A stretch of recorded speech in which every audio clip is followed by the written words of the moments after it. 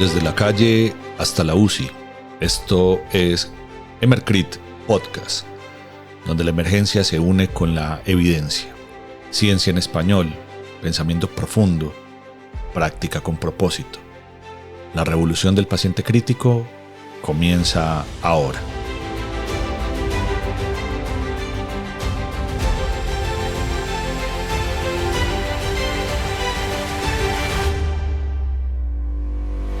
Sean bienvenidos todos a su podcast Emercrit, desde la calle hasta la UCI. Hoy, como cada viernes, hablaremos de un tema relevante, en profundidad, con toda la rigurosidad científica, que se convierta en una herramienta útil para la toma de decisiones. Soy su anfitrión Alejandro Gómez y los voy a estar acompañando en esta maravillosa discusión sobre un tema que estoy absolutamente seguro es de la incumbencia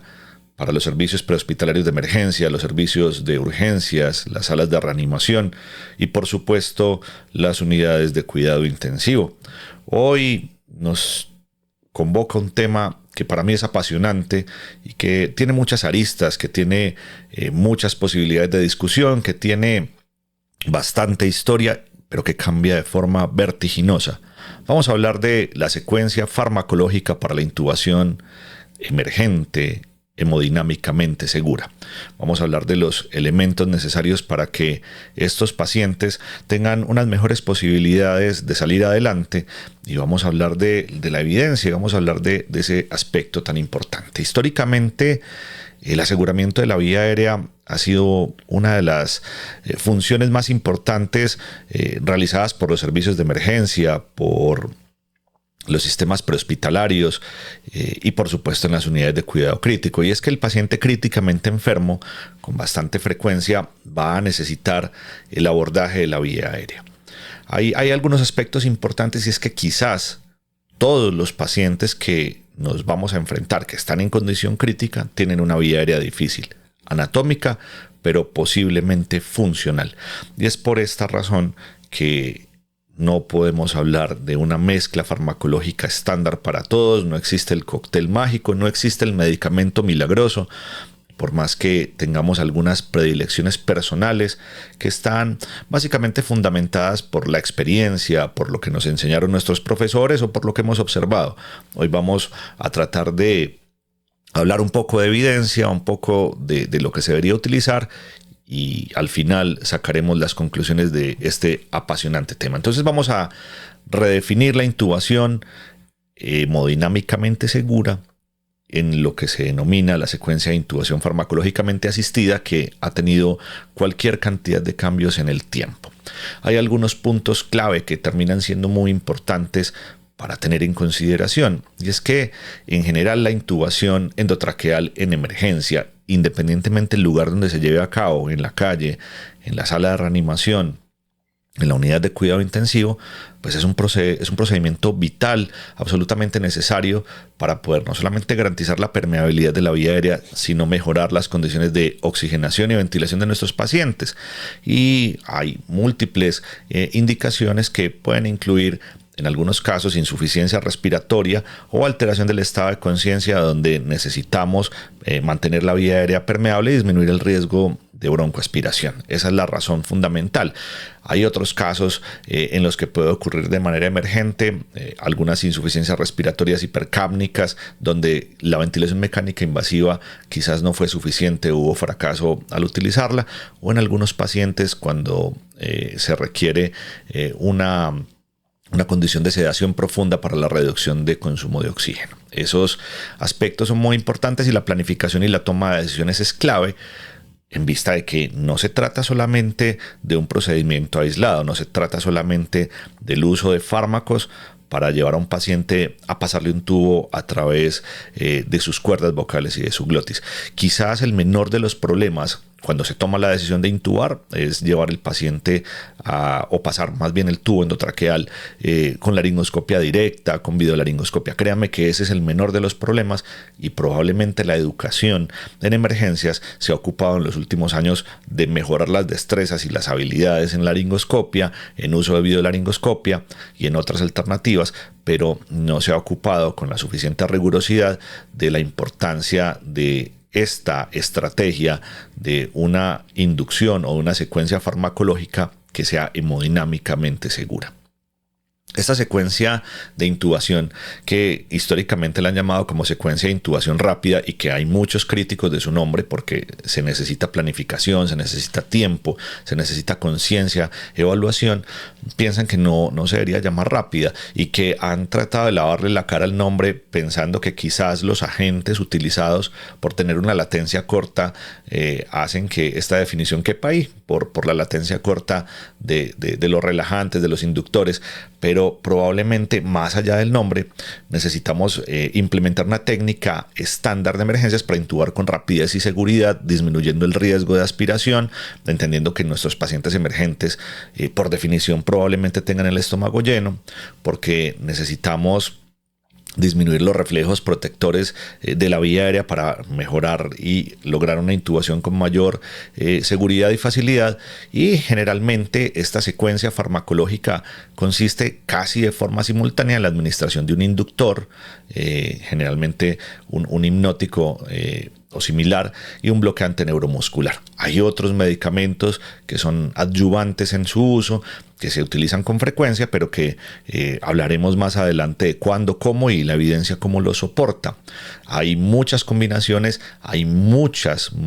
dosis que se revisan en las diferentes bases de datos, en libros que se utilizan desde el escenario prehospitalario como el PHTLS, el ATLS para los servicios de urgencias, en los libros que hablan de cuidado intensivo de farmacología. Pero tenemos que entender una cosa muy importante: no hay una dosis estándar, y que lo que para una persona joven podría ser una dosis segura, para una persona mayor que puede tener algún tipo de disminución en alguna de sus funciones, como la función hepática, renal, cardiovascular, la misma dosis o equivalente sería una dosis realmente muy devastadora para sus efectos hemodinámicos cardiovasculares. Entonces, entender eso es muy importante y empieza a hacernos pensar en la necesidad de la individualización de nuestros pacientes a la hora de tomar esta decisión. Entonces, esta estrategia de intubación hemodinámicamente segura tiene bastantes fundamentos, porque entendemos que muchos de los pacientes se pueden complicar en momentos cercanos a la intubación, porque suelen hacer hipotensiones severas, o se pueden generar hipertensiones marcadas, porque la laringoscopia en particular en su primera fase genera una respuesta simpática exagerada, y hay pacientes donde no queremos hipertensión, pacientes que tienen, por ejemplo, en un momento determinado una disección aórtica, y yo no quiero un pico de hipertensión que pueda generar problemas mayores, un paciente con un aneurisma cerebral que no está roto, que podría ser un problema si es que estoy haciendo una secuencia de intubación por otra razón, o la presencia de arritmias, bradicardias, taquicardias y cualquier otra complicación que esté asociada. El concepto de seguridad hemodinámica es un asunto bastante relativo, y es un asunto bastante relativo porque es que eso va a depender del estado basal del paciente, eso va a depender del momento en el que se toma la decisión. Con bastante frecuencia, la falta de experiencia puede hacer que la persona que esté encargada de la toma de decisiones de aseguramiento de la vía aérea pueda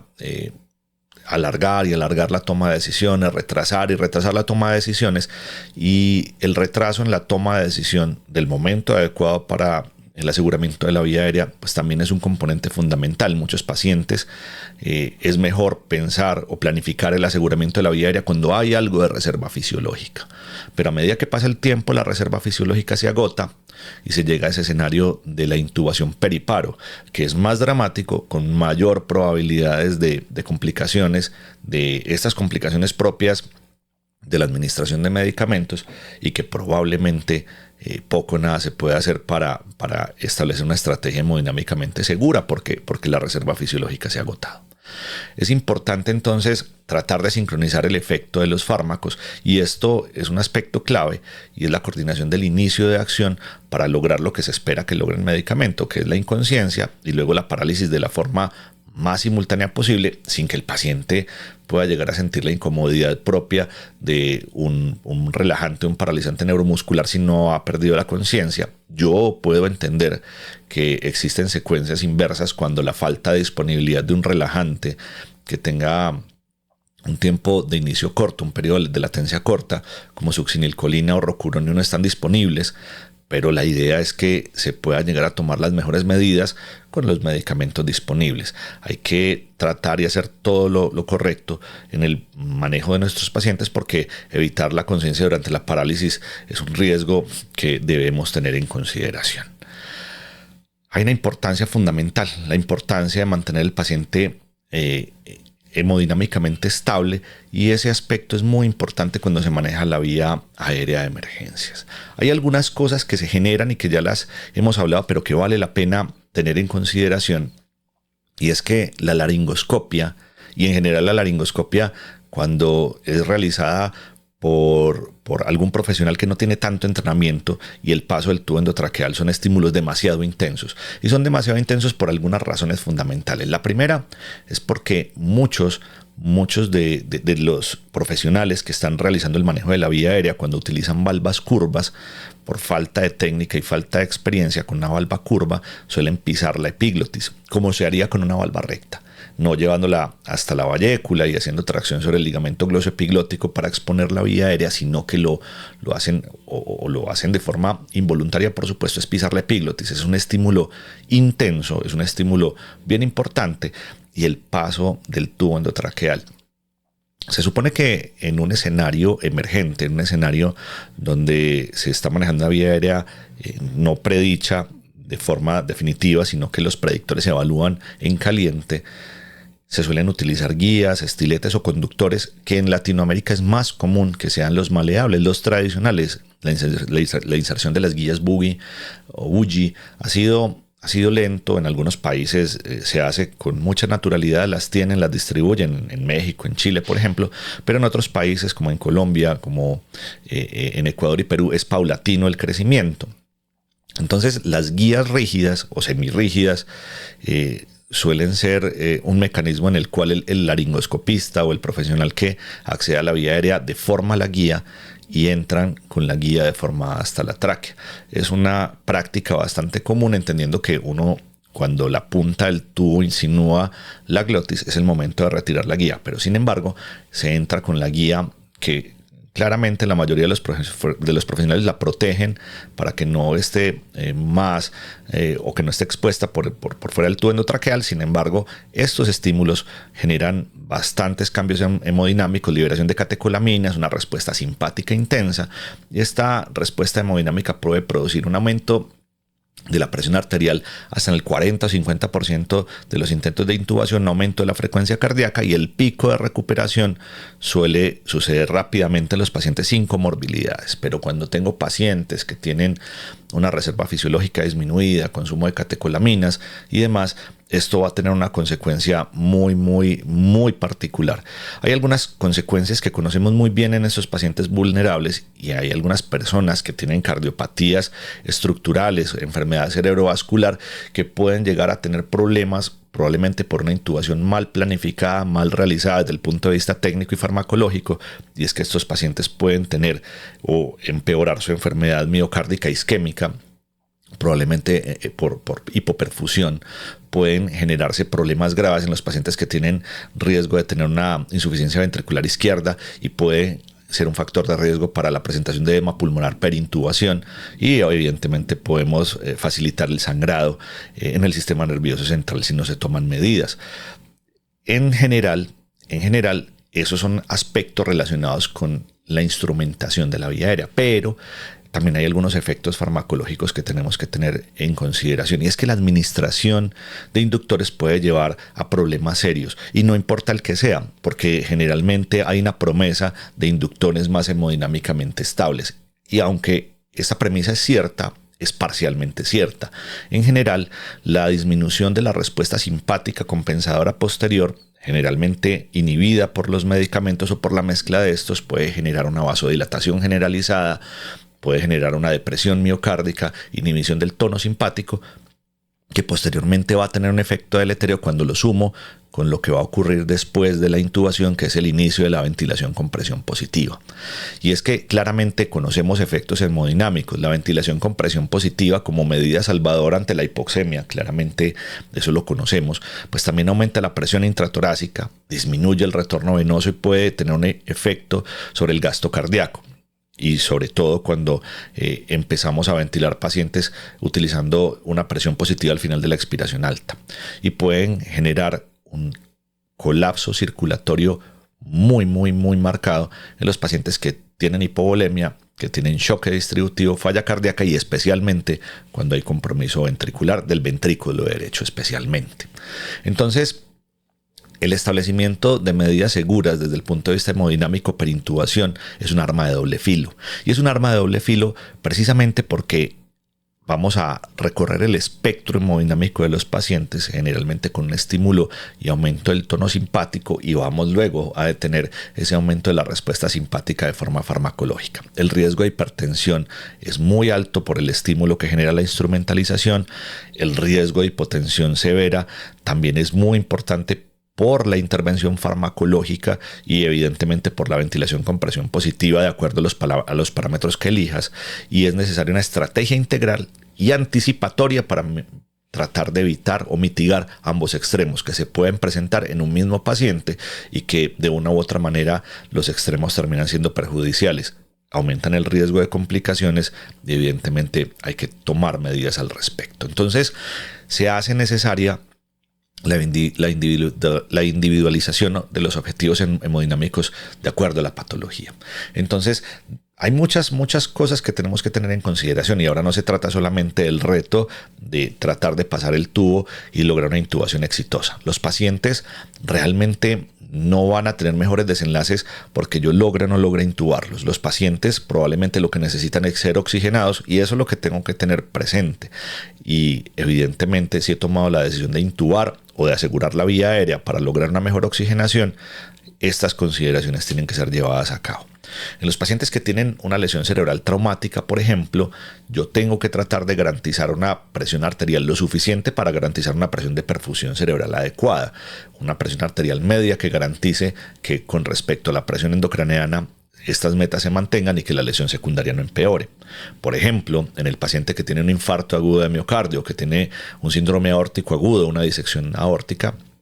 se debería evitar la taquicardia y la hipertensión a toda costa. Sabemos que la taquicardia también es un valor importante en el paciente con una disección aórtica porque el aumento en la velocidad de la eyección puede traer consigo empeoramiento de esa disección. Y en el paciente con el infarto agudo de miocardio, claramente sabemos que el aumento de la frecuencia cardíaca trae consigo acortamiento del tiempo de diástole, momento en el cual las arterias coronarias se pueden llenar, y la disminución en la perfusión pues puede tener efectos deleterios sobre el infarto. Entonces, básicamente la estabilidad hemodinámica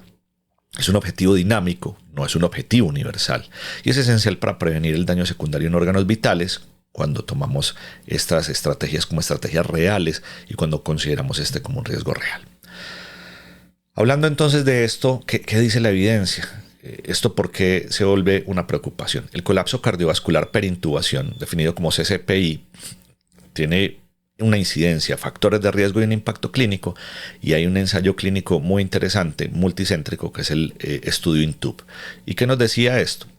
Lo primero que define es que era el colapso cardiovascular perintubación, y que lo define como una de las complicaciones graves y frecuentes durante los intentos de intubación en pacientes críticamente enfermos, que básicamente son los pacientes que decidimos intubar en el escenario de atención prehospitalaria, en la sala de reanimación en urgencias y por supuesto en la unidad de cuidados críticos en los pacientes que llegan o que tras la observación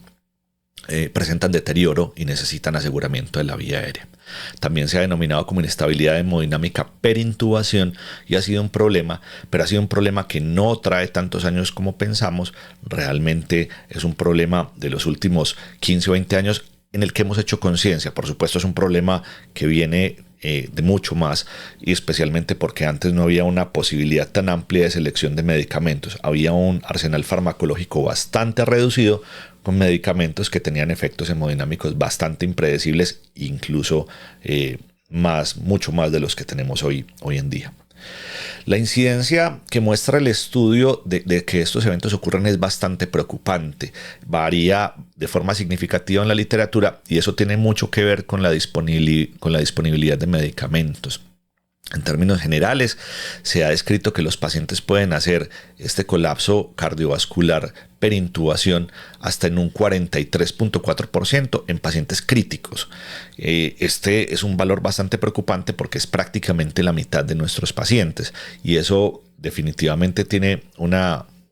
aspecto que tiene que generar preocupación, pero que afortunadamente este ensayo clínico empezó a buscar cuáles eran los pacientes que tenían mayor riesgo y cuáles eran las intervenciones que nosotros hacíamos que podrían aumentar el riesgo. Entonces, este estudio, que es un estudio observacional prospectivo multicéntrico, incluyó 2.760 pacientes críticos de 29 países que tienen una particularidad y es que no todos eran países del primer mundo y que no eran países que tenían todas las mismas condiciones y no tenían todos los mismos medicamentos, ni mucho menos utilizaron la misma secuencia farmacológica. Además del estudio INTUB, hay otros estudios que han reportado tasas que varían y que pueden generalmente llegar a valores del 25% e incluso algunas intubaciones más seguras en países europeos, en Reino Unido, se ha demostrado unos valores un poco más bajos, pero que en general lo que ocurre en el mundo son valores que se mueven entre aproximadamente el 25 y el 44-45%. El colapso cardiovascular perintubación se asoció de forma independiente con un aumento significativo en la mortalidad y es la razón fundamental por la que estamos acá, por la que estamos hablando y por la que tenemos que tomar algunas medidas necesarias. El estudio INTUB, los pacientes que sufrieron colapso cardiovascular perintubación tuvieron un riesgo ajustado de mortalidad en la UCI de 2.47 veces mayor, con un intervalo de confianza del 95% y un OR del 2.47, en comparación con aquellos que no lo experimentaron.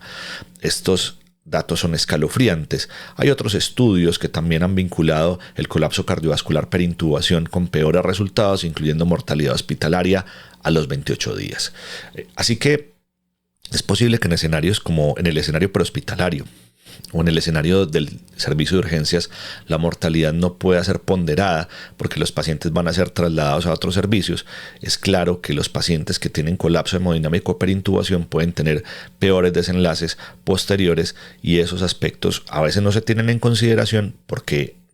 eventualmente no son pacientes que son llevados en seguimiento y porque no hay grandes estudios de cohortes que puedan seguir a esos pacientes para tratar de establecer esta como la relación causal, como el principal desencadenante de mortalidad. Pero es una de las brechas que tenemos y que quizás sea alguno de los temas que se va a tener en consideración en estudios o que se tiene que tener en estudios porque seguramente es un tema bastante popular y que tiene bastante interés. El impacto clínico entonces del colapso cardiovascular perintubación tiene estos datos que les he mencionado y que me preocupan y que esto no implica solamente hipotensión, sino también intervenciones significativas para tratar de establecer la estabilidad y toma de decisiones que en algún momento pueden ser decisiones correctas o decisiones que pueden empeorar la condición del paciente. Así que este estudio, el INTUB,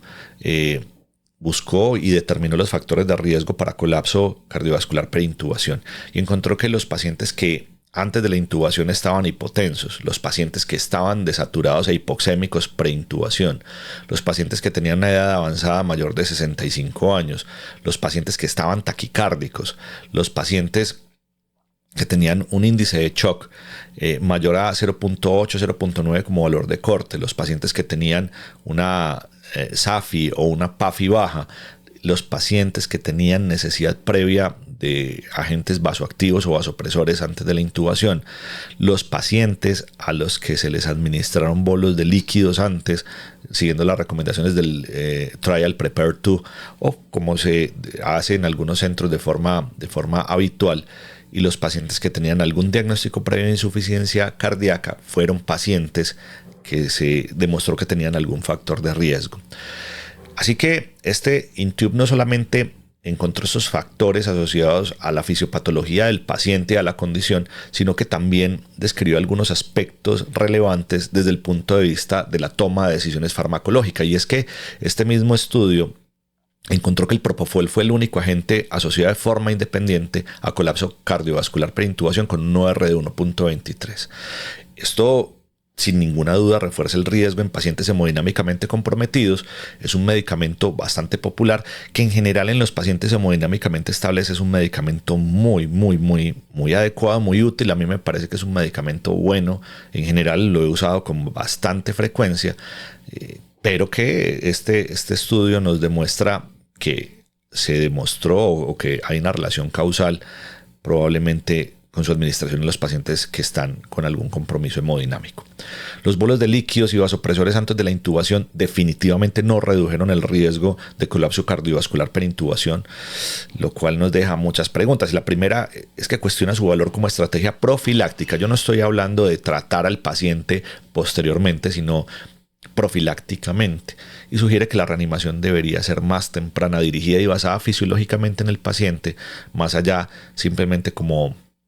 una medida que pueda aliviar las intervenciones inapropiadas en la toma de decisiones de dosis, en la toma de decisiones de la mezcla que se utilice para cada medicamento y por supuesto de la técnica para la instrumentalización de la vía aérea, que también tiene relación. Todo va sumando y probablemente es lo que vaya a generar los resultados que conocemos. Así que la definición compuesta de colapso cardiovascular perintubación utilizada en el estudio INTUB habla de presión arterial sistólica menor de 65 al menos una vez durante la intubación o presión arterial sistólica menor de 90 durante al menos 30 minutos de forma sostenida en los intentos de intubación, inicio o aumento en la dosis del vasopresor, la necesidad de aumento o administración de líquidos más allá de 15 mililitros por kilo o la presencia de paro cardíaco durante los primeros 30 minutos post-intubación. Son las definiciones compuestas de este estudio fascinante que nos deja obviamente muchísimas preocupaciones, pero que nos tiene que poner a tomar decisiones. Entonces el mensaje clave fue que es necesario optimizar el riesgo fisiológico antes de intubar. Deberíamos tener en consideración la optimización hemodinámica del paciente, de acuerdo a las posibilidades, por supuesto, y de acuerdo a los recursos disponibles, y seleccionar cuidadosamente los agentes farmacológicos, que se suele convertir en un problema mayor cuando no hay muchas posibilidades. Cuando mi posibilidad, como en muchos lugares que los conozco y sé que lo tienen, lo único que tienen es midazolam y fentanil, y no hay más. Y el relajante es becuronio, porque el becuronio en su presentación liofilizada y que no requiere refrigeración es la forma más fácil para guardarlo y trasladarlo. Pues hay que repensar lo que estamos haciendo, hay que repensarlo no solamente desde la logística, sino que hay que repensarlo desde la seguridad del paciente, y no hay ninguna justificación para que yo no tenga opciones. No es seguro el uso de un solo agente. Así que, ¿cuáles son las estrategias para la optimización hemodinámica preintubación? ¿Cuáles son las estrategias fundamentales a considerar? Básicamente, la fase previa a la administración de los fármacos en esa secuencia farmacológica es una ventana de oportunidad muy importante para hacer muchas cosas, entre ellas evaluar y optimizar el paciente desde el punto de vista hemodinámico para minimizar el riesgo del colapso cardiovascular perintubación. Esta fase de optimización o previa a la intubación a veces es considerada como una de las adicionales en esas PES que se utilizan como mnemotecnia para el manejo de la vía aérea. En mi caso particular son como 13 PES y llegará un momento donde hablemos de cada una de ellas y si realmente vale la pena tener un esquema mental basado precisamente en esto, pero que es fundamental y es especialmente útil para esa vía aérea fisiológicamente difícil. Vía aérea fisiológica realmente ha sido una obsesión en los últimos años. ¿De dónde viene el término de vía aérea fisiológica y por qué es tan importante que esto lo tengamos en consideración? La mayoría de las mnemotecnias, incluso la mayoría de las escalas predictivas de vía aérea difícil, poco o nada consideran la vía aérea fisiológica hoy por hoy. Uno de los aspectos claves, entendiendo que los pacientes que intubamos o les accedemos a la vía aérea para lograr una ventilación adecuada de forma emergente, tienen una vía aérea generalmente fisiológica. Ese término de vía aérea fisiológica fue acuñado y popularizado por el doctor Scott Wenger, uno de las personas que ha inspirado para muchos, incluso para mí, la divulgación de medicina de emergencias, y que en su podcast, que es muy conocido, que es EMCRIT, ha dado un avance significativo en muchos aspectos, pero quizás este fue su obra culmen, y es precisamente la descripción de la vía aérea fisiológica en el año 2011, 2012, no lo recuerdo bien, pero el contexto del origen es que hasta ese año la literatura y la enseñanza clásica se centraban exclusivamente en la vía aérea difícil anatómica, en los desafíos para lograr la visualización de la vía aérea, básicamente la limitación en la apertura de la boca o de la cavidad oral, la incapacidad de extender el cuello corto, etcétera, etcétera, etcétera. El doctor Weingart entonces propuso que muchos fracasos y colapsos durante la intubación no se debían necesariamente a la anatomía, sino a la inestabilidad clínica del paciente. La vía aérea entonces más común, o la vía aérea difícil más común, no es la anatómica, es la fisiológica, y es la que más muertes causa en la sala de urgencias, en la unidad de cuidado intensivo y por supuesto en la atención prehospitalaria, sobre todo porque es un enemigo que para muchos hoy no es conocido. Muchos hoy no consideran la vía aérea fisiológica como un problema y siguen pensando que el reto es anatómico. Y por supuesto hay muchas otras cosas que tienen alguna relevancia. En mi caso particular, por ejemplo, yo considero que un factor adicional de vía aérea difícil es el uso de laringoscopios con luz amarilla. Me parece que en Latinoamérica especialmente, donde seguimos utilizando muchos laringoscopios y muchos viejos por demás, el uso de la luz amarilla tradicional se constituye en un factor muy importante para hacer que la vía aérea sea más difícil. Eso no está estudiado, por supuesto, es solamente una consideración que creo y que puedo afirmar basado en mi experiencia. ¿Cómo podemos hacer evaluación hemodinámica integral y estratificación del riesgo para ese paciente al que vamos a pretender manejarle la vía aérea de forma segura, tratando de establecer esta estrategia de manejo de la vía aérea e intubación farmacológicamente segura? Lo inicial y lo más importante es la preparación integral antes de la intubación. La preparación es fundamental. Debe ser meticulosa y es esencial para lograr una intubación segura. Es necesario verificar dos aspectos fundamentales: lo que necesito para intubar, así me refiero al equipo, a eso me refiero con laringoscopios, guías, tubos, medicamentos, oxígeno, succión, y el personal que me va a acompañar, que espero que esté entrenado. Posteriormente tengo que pensar en una evaluación clínicamente detallada, además de la razón por la que voy a asegurar la vía aérea, establecer un par de vías periféricas de gran calibre, y si esto se hace mandatorio si se anticipa inestabilidad hemodinámica. Y uno de los aspectos claves, que es la monitorización continua y confiable. Uno de los problemas críticos probablemente en escenarios prehospitalarios en la TAM o en América Latina. La razón fundamental es que no solemos contar en todos los países con monitoría de calidad, con monitoría que sea confiable en el paciente críticamente enfermo. Ahí está el valor de la monitoría. Un monitor tiene mayor valor, y por supuesto los sensores de marcas famosas van a tener mayor rendimiento, un rendimiento un poco mejor en el paciente críticamente enfermo. Yo necesito datos para tomar decisiones. Y si cuento con un monitor en una ambulancia que seguramente no estaba diseñado para ese propósito, que se descalibra, que tiene solamente la monitoría básica, que es cardioscopia, una pulsoximetría y presión arterial no invasiva, pues realmente la toma de decisiones será muy difícil. Seguimos todavía, muchos años después, teniendo monitores con capnografía y no la usamos, o no usándola, pensando que la capnografía no es importante y pensando que la saturación será suficiente para este propósito. En pacientes severamente hipoperfundidos la saturación no va a ser muy confiable. Cuando encontramos líneas o curvas que son aplanadas, es realmente un drama, y es un drama porque muchos servicios prehospitalarios de emergencia ahora adoptan la posibilidad de intubar pacientes sin la posibilidad de una monitoría de buena calidad. Esto, con toda seguridad, es un factor que puede aumentar el riesgo de colapso cardiovascular perintubación y de mortalidad, y eso hay que tenerlo en consideración, y pasa con mucha frecuencia. Incluso uno encuentra publicaciones prehospitalarias de intubaciones donde después de la inducción, después de la administración del agente inductor, van a tener que empezar a utilizar dosis en bolo de vasopresor para mejorar la presión arterial, porque quizás la selección de la dosis no fue la correcta porque la condición clínica del paciente así lo suponía. No es un aspecto sencillo. Evidentemente hay que valorar y ponderar cada caso en particular, y no es que la administración posterior de dosis de vasopresor sea una mala práctica. De hecho es correcta en ese paciente que ha tenido colapso, pero que puede evitarse con la selección correcta del medicamento si es que no había otra condición más allá de una lesión cerebral traumática. La estratificación del riesgo entonces se convierte en un aspecto útil para poder ponderar cada cosa en términos de fármacos y en términos de esa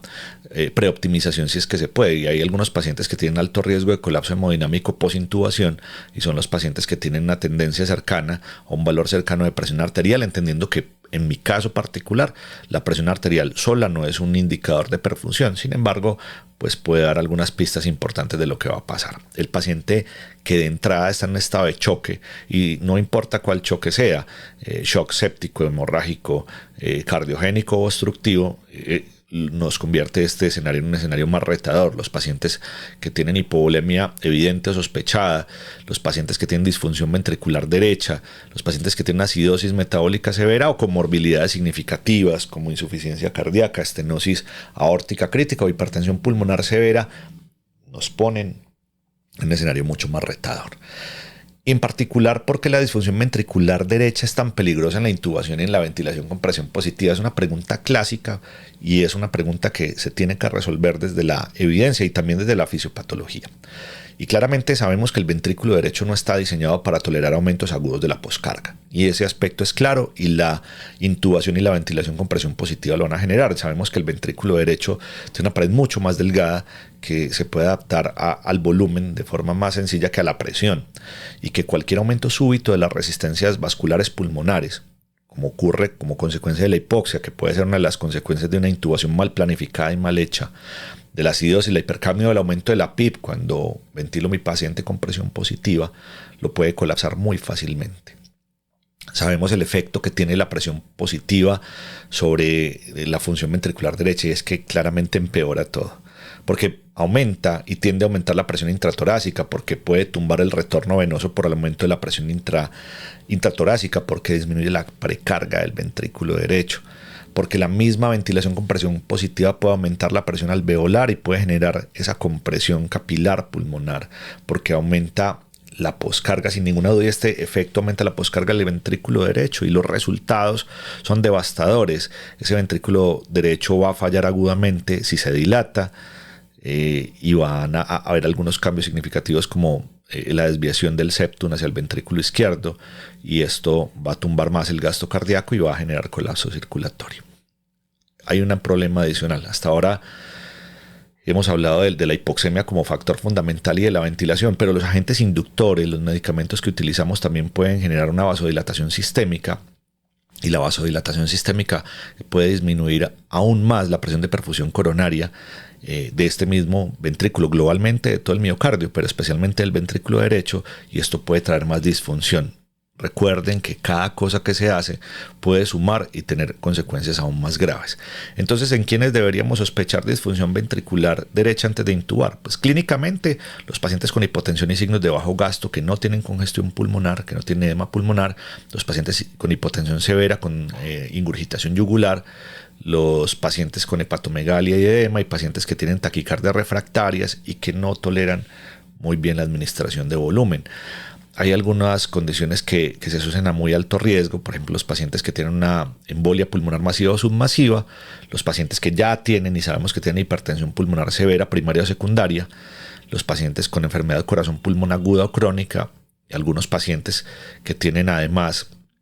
de esto y que no han tenido el riesgo ni anterior o previo, pero que están cursando con una SRA, con hipoxemia severa y alto PIP, pueden tener consecuencias evidentemente relacionadas. Y los pacientes que están sometidos a terapias como ECMO veno-venoso, los pacientes que tienen PIP alto, que se los había mencionado y que lo tenemos que tener en consideración, creo que es lo que tenemos que tener en consideración, porque no me acuerdo de más, por lo menos, que sean tan relevantes. Es muy importante la valoración con ultrasonido porque va a ser muy útil para poder establecer si hay dilatación ventricular, va a ser muy útil para ver si hay aplanamiento del septo, no hay dilatación o el signo de la D, porque va a ser útil para encontrar cambios en la contractilidad del ventrículo derecho, si el movimiento libre está reducido, y también va a ser muy útil para evaluar la colapsabilidad de la vena cava inferior para tomar decisiones. Entonces, ese aspecto se tiene en consideración. Más allá de esto, también los pacientes que tienen un índice de choque que puede estar alterado, terminan siendo esta una herramienta simple y muy útil para poder evaluar cómo se encuentra el paciente previo a la intubación. Es una herramienta bastante poderosa que básicamente cuenta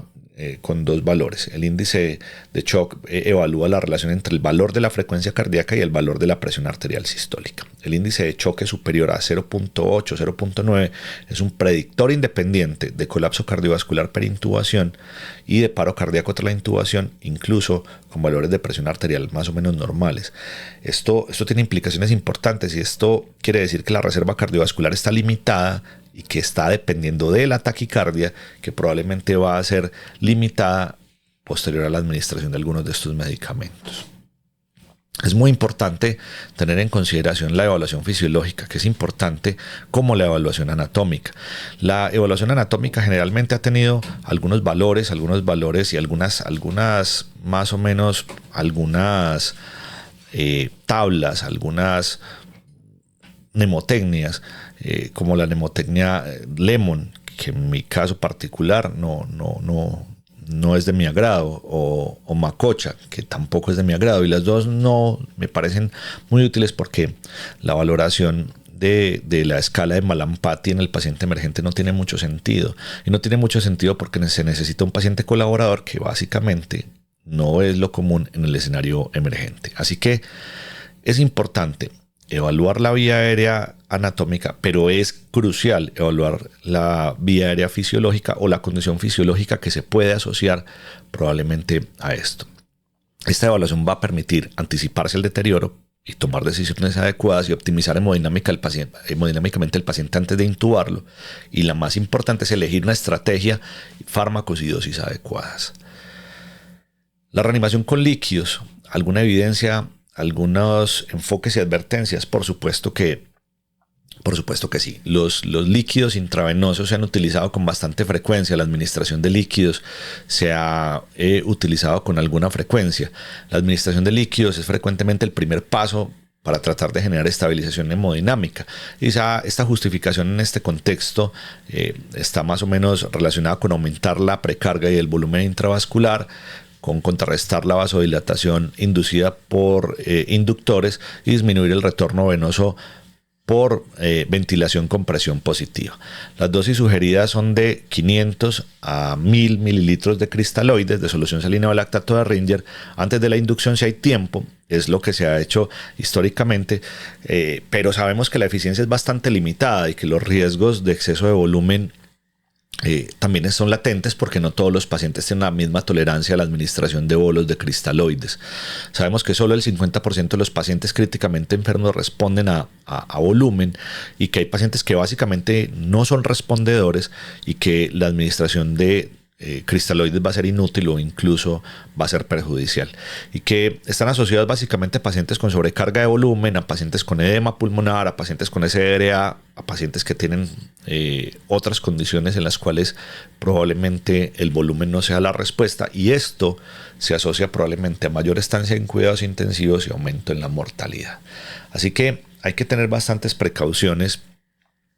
con los pacientes en los que se administra volumen, y especialmente con los pacientes que tienen disfunción ventricular derecha, donde se ha dicho que son pacientes que dependen de la precarga, pero es que quizás yo no vaya a mejorar la precarga, sino que vaya generalmente a aumentar la poscarga. Entonces el exceso de precarga puede sobredistender el ventrículo derecho, puede generar estrés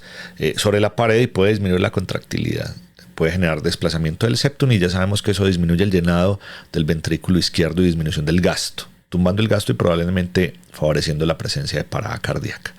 Entonces, en sospecha o confirmación de disfunción ventricular derecha, los bolos deben evitarse o administrarse con extrema precaución o disminuir las dosis estándares que se utilizan. La evaluación de la respuesta al volumen debería ser un enfoque dinámico más que estático,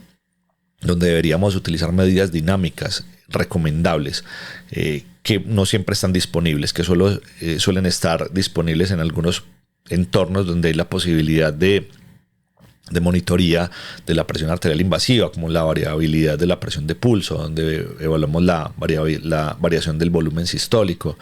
donde podemos generar o evaluar cambios inducidos precisamente por la administración de volumen en varios términos, pero que no suelen estar disponibles en todos los escenarios. Así que lo que hoy quizás se convierte en un estándar importante es el uso del POCUS, del ultrasonido, para evaluar muchos aspectos muy importantes, valores tales como el diámetro de la vena cava inferior, la colapsabilidad para poder estimar la presión auricular derecha, respuesta a volumen, a hacer Vexus. Hay muchas cosas que se pueden hacer y que se tienen que hacer y que no son el futuro, que son el presente y que tienen que estar disponibles hoy en las ambulancias, en los servicios de urgencias que están masificadas y prácticamente ocurren, y que en la unidad de cuidado intensivo hoy es una herramienta habitual que utilizamos en la práctica clínica para tomar muchas decisiones. El ecógrafo pasó de simplemente ser útil para evaluar la presencia o ausencia de líquido en la cavidad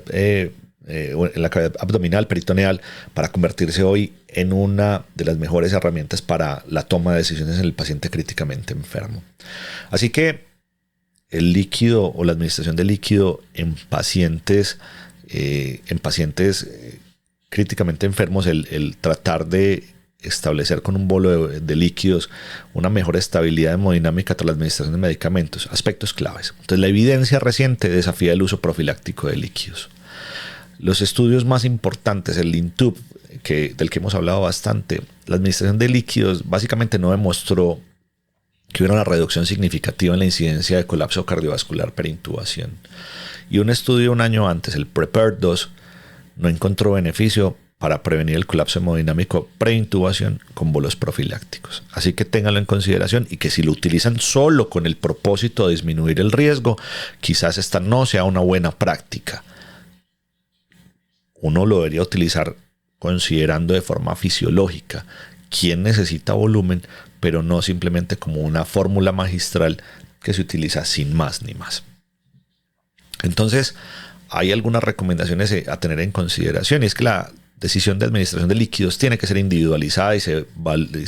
pondera de acuerdo a la evaluación clínica y fisiopatológica, a la sospecha de hipovolemia, a la respuesta hemodinámica y a los riesgos, especialmente si hay disfunción ventricular derecha. Y esto es un anuncio muy importante. Los pacientes que tienen shock hemorrágico deberían recibir sangre y no cristaloides, y eso es lo que realmente necesitamos. ¿Y cuál preferir? Generalmente las soluciones balanceadas suelen tener o estar un peldaño por encima de la solución salina, especialmente si se requiere grandes cantidades de volumen.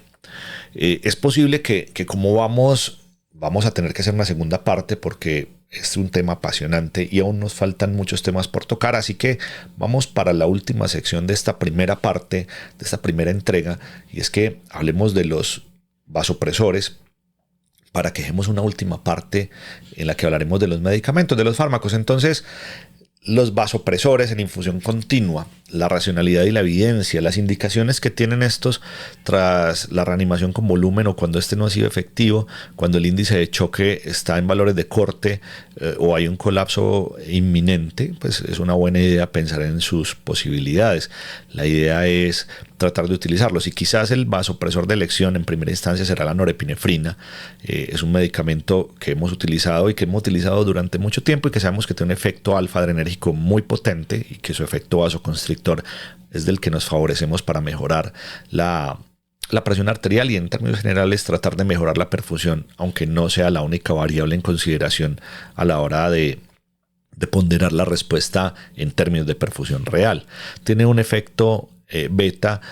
moderado, modesto, que puede aumentar la contractilidad y la frecuencia cardíaca, pero que no es tan marcado como el efecto alfa. Es un medicamento que no actúa de la misma manera y no con la misma intensidad sobre todos los receptores, y que también hay algunas consideraciones. Pacientes críticamente enfermos, pacientes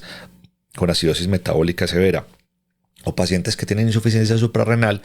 pueden tener menor efecto de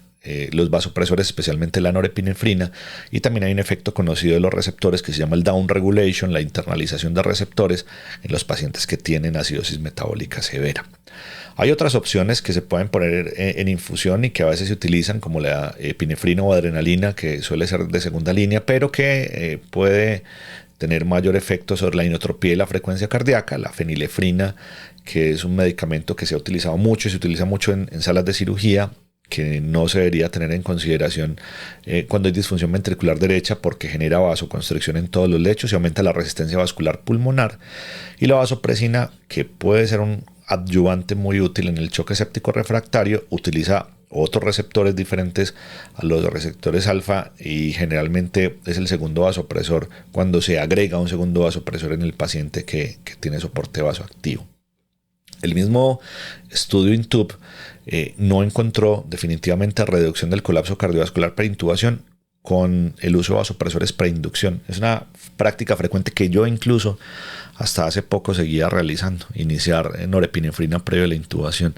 Así que se llegó a una conclusión bien interesante, y es que es vital para el uso o para el tratamiento del choque, pero no como estrategia profiláctica, es la preintubación. Ténganlo en consideración que son dos escenarios diferentes y no estoy diciendo que no vaya a ser útil para el tratamiento posterior, pero sí para tenerlo en consideración en el paciente chocado, no para evitar el choque tras la intubación. ¿Y qué tal de los vasopresores en bolo, del push dose pressor? El concepto y la evidencia son bastante interesantes, son medicamentos muy útiles y que van a ser incluso más útiles en escenarios prehospitalarios. Generalmente el concepto son dosis pequeñas diluidas de medicamentos que sirven para corregir de forma transitoria la hipotensión o sirven de puente mientras se monta una infusión continua. Generalmente han sido muy usados precisamente para la hipotensión preintubación o pues en el uso temporal antes de la infusión continua. Básicamente son dos los agentes que más se utilizan, tres si queremos hablarlo en estricto rigor. La fenilefrina es el que más se suele utilizar a nivel intrahospitalario, tiene un mecanismo alfa 1 puro y genera una vasoconstricción sin efectos cardíacos directos significativos. Es muy útil en los pacientes que están hipotensos con taquicardia porque no generan mayor taquicardia y es una muy buena práctica y se utilizan dosis de 50 a 200 microgramos y se pueden repetir con alguna frecuencia. La adrenalina tiene un efecto que es mixto, alfa y beta 1 y beta 2, y suele ser muy útil en los pacientes con hipotensión y bradicardia. Los pacientes con shock indiferenciado puede ser útil y la administración varía de 5 a 30 microgramos, depende de las condiciones del paciente y se puede repetir con alguna frecuencia un medicamento muy socorrido. El último de ellos pueden ser la administración de norepinefrina en bolos pequeños, una práctica que se utiliza mucho en anestesia cardiovascular, pero que no es una práctica común en escenarios diferentes. A veces también ocurre en cuidado crítico. Ambos agentes, inicialmente los que hablamos de adrenalina y fenilefrina, se consideran seguros para su uso periférico, pero su evidencia es bastante limitada sobre el uso en términos de mortalidad o estancia hospitalaria, y esto es un uso que se basa o que viene desde la práctica de la anestesia en estudios observacionales y que básicamente no reemplazan la reanimación adecuada ni las infusiones continuas cuando éstas están indicadas. Así que, por último, como perla clínica, la fenilefrina útil en taquicardia, la epinefrina es preferida si hay bradicardia o necesidad de inotropía, la fenilefrina contraindicada si hay disfunción ventricular derecha. Así que esta primera parte hemos hablado de forma amplia y detallada de los primeros aspectos de este tema tan importante. En una segunda entrega, el próximo viernes, hablaremos de los medicamentos, hablaremos de los estudios que comparan los medicamentos y las conclusiones finales de este tema. Recuerden que su podcast, Emercrit, es un podcast diseñado para el paciente críticamente enfermo y que no se trata solamente de un podcast, sino de toda una estrategia educativa en red. Nos pueden encontrar en Facebook, en X, nos pueden encontrar también en Instagram y en TikTok con la información más relevante para los pacientes críticos. Nos estamos escuchando el próximo viernes. Un buen fin de semana para todos.